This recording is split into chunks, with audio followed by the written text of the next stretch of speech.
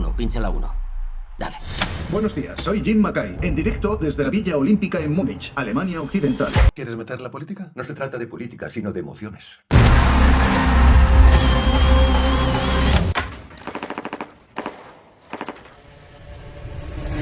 ¿Cuál es la situación? La policía informa de que unos terroristas armados han atacado a los atletas israelíes. Estamos a los 100 metros. La gente querrá verlo en directo. Nosotros somos los únicos capaces de hacerlo. Pero es nuestra noticia y nos la vamos a quedar.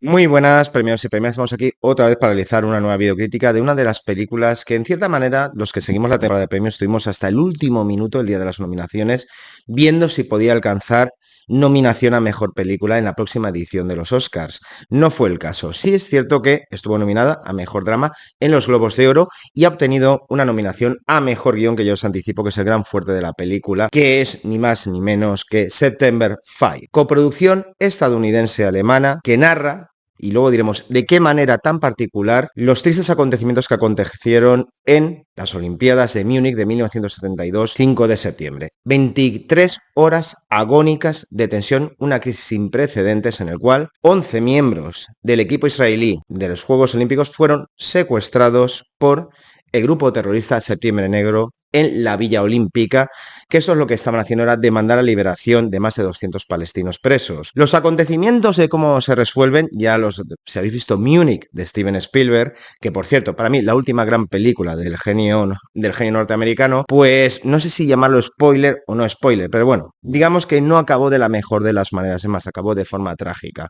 Eso ya lo sabemos. Y en cierta manera Spielberg hasta nos lleva a un punto de acción en el cual hasta nos retrotraía con imágenes de lo que pasó dentro de esa Villa Olímpica y luego lo que ocurrió en un aeropuerto, que hasta ahí puedo leer, y luego lo que hizo el gobierno israelí a continuación. Pero aquí, la gracia de la película, que muchos de vosotros, algunos me habéis escrito por privado diciendo que esto podía ser la cara B de la película de Steven Spielberg, no se centra en, por ejemplo, o en los terroristas o en el equipo israelí.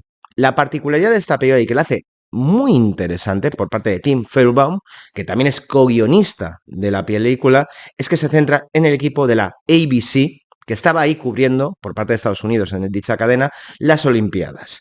Y que son periodistas que les vino no grande, sino estaban ante algo inédito, que deciden cubrir, por la cercanía que tenían al lugar donde estaban ocurriendo los tristes acontecimientos, dar cobertura como periodistas ante algo que les hizo cuestionar durante esas 23 horas los límites, por así decirlo, de la ética periodística o la necesidad de tener archivos audiovisuales para que sirvan de testimonio de unos tristes acontecimientos y que el mundo fuera, por así decirlo, testigo minuto a minuto de algo sin precedentes y que, como bien dice la película, fue, digamos, la primera emisión en directo que alcanzó los 900 millones de espectadores que vieron con agonía dicho secuestro por parte de Septiembre Negro a los atletas y entrenadores israelíes. Vamos a partir de esa base de que es una película que dura menos de 90 minutos, que por otro lado yo lo agradezco, ¿vale? Porque no necesitábamos contar esto en 2 horas y media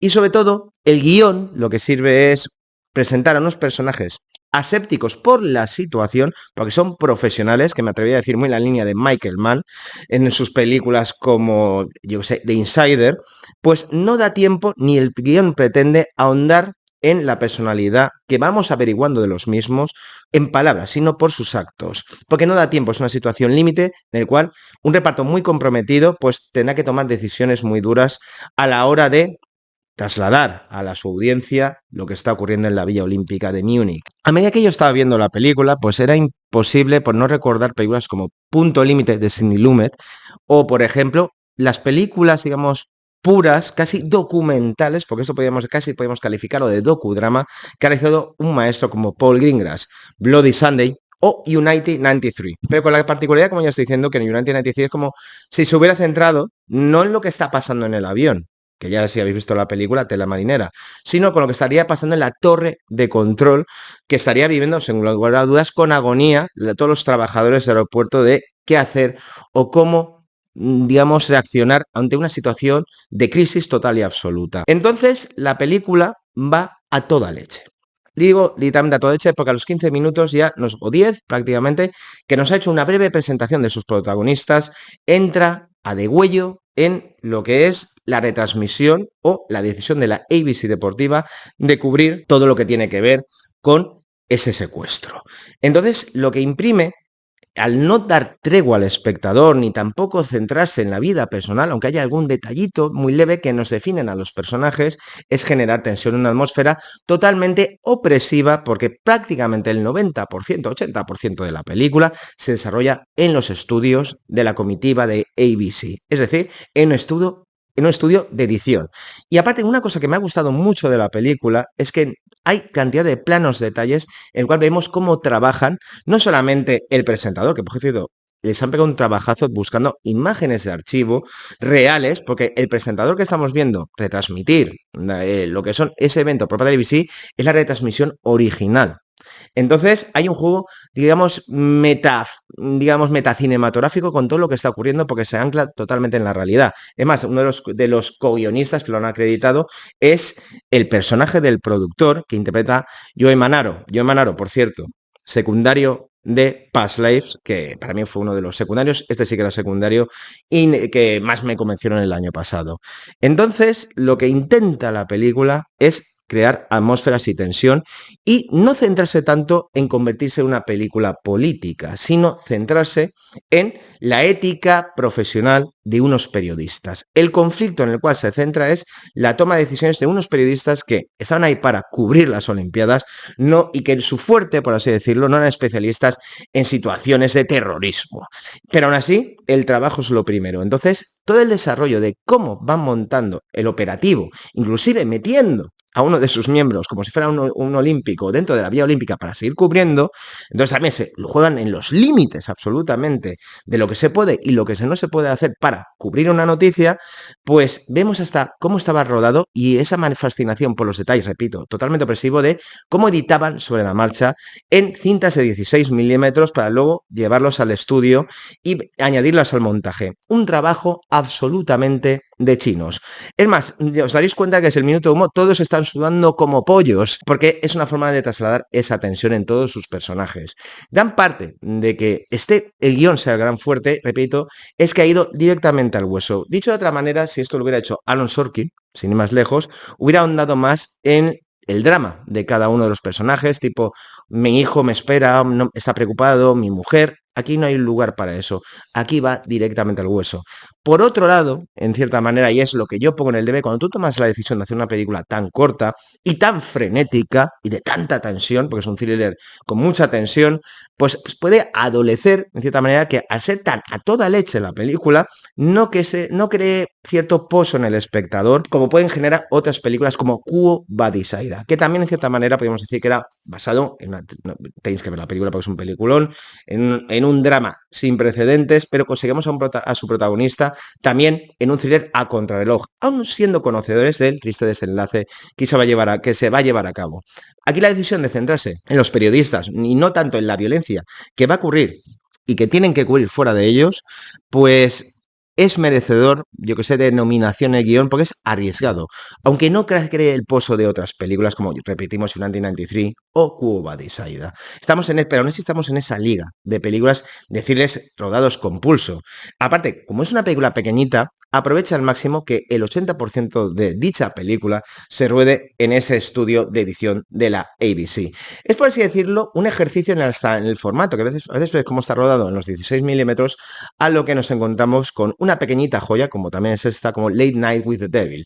Viajamos en el tiempo y nos lo comemos en cierta manera con patatas. Gran parte de que funcione este guión que va a toda mecha y que la verdad es que tiene dos momentos que sí que me ha sabido trasladar la tensión, es incuestionablemente, y lo tengo que decir así de claro, su reparto. La primera decisión de no coger rostros de superestrellas es totalmente acertada porque nos ayuda a meternos de lleno en la acción. Sí que es verdad que los más cinéfilos o los que estamos muy acostumbrados a ver muchas películas no son rostros desconocidos. Ahí tenemos a Peter Sarsgaard, secundario de lujo desde hace ya 20 años, marido de Maggie Gyllenhaal, todo tiene buen gusto este hombre. Tenemos al que para mí es el MVP de la pega, que es John Magaro, que está soberbio y prácticamente la película le acompañamos y la película, por cierto, sin querer en spoilers, la cierra él y que representa un poco esa fuerza que tiene el guión de haber tomado la decisión valiente de no dramatizar, de no caer, por así decirlo, en melodramas en los personajes, porque es el único momento en el cual el personaje respira. No hay tiempo para respirar, se toman decisiones en 1 minuto o 2, aunque me hubiera gustado más que ahondaran más en dichas decisiones de conflictos para que la película hubiera resonado más. Pero oye, pecata minuta, pero eso saben ya gustos particulares de un servidor. También tenemos por ahí a Ben Chaplin, que hacía como... cuesta cada vez verlo más, que iba para Estrella, recordáis, en los años 90, porque participó con Malik en La delgada línea roja. Pues aquí el pozo de los años lo ha sentado muy bien y es, por así decirlo, el personaje que pondrá o cuestionará en determinados momentos lo que están haciendo su equipo, como por ejemplo ante la primera confirmación por parte de, yo qué sé, de otro medio, darlo, publicarlo, o esperar, o confirmarlo, o necesitar 2 fuentes para confirmarlo.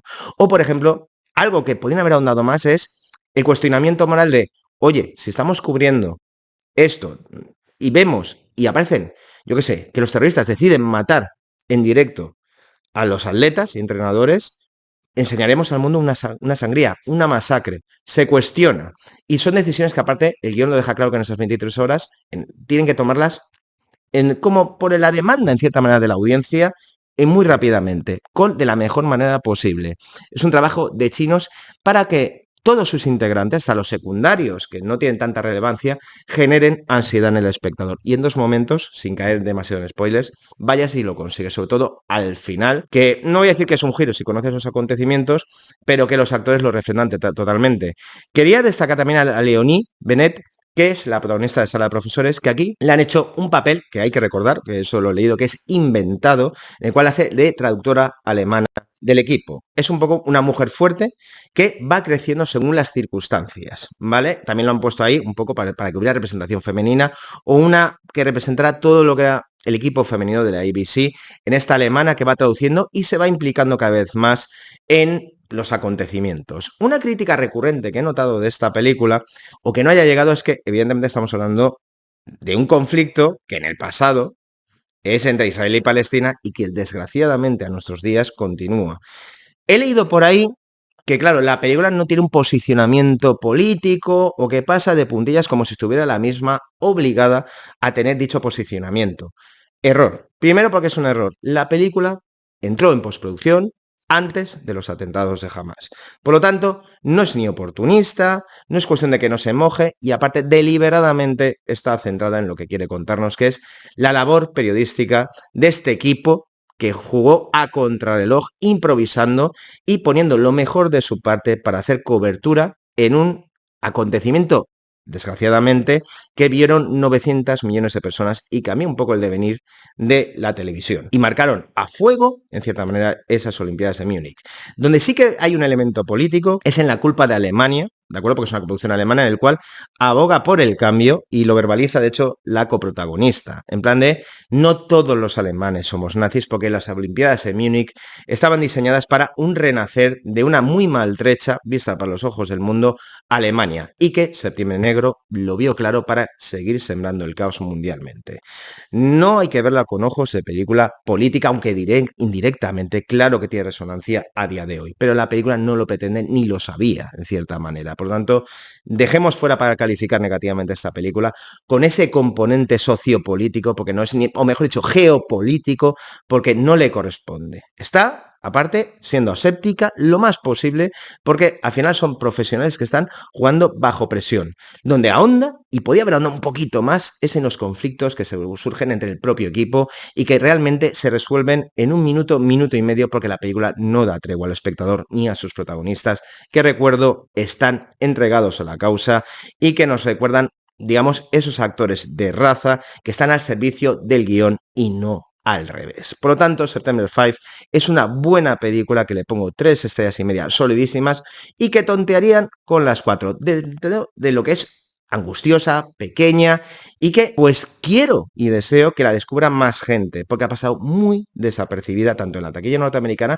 pese a ser apoyada por Paramount Pictures y que no haya llegado a los Oscars. Sí, aunque haya llegado a guión, que desde luego es su fuerte por la apuesta de sus realizadores. Poco más que añadir, premiados y premiadas, como siempre, si os quiere y seguir yendo al cine y ver September 5, porque aparte pasan un suspiro y merecen mucho la pena. Y qué demonios, que estas películas que generan tensión nunca pasan de moda. Si matan a alguien en directo en la tele, ¿de quién es la noticia? ¿Nuestra o suya?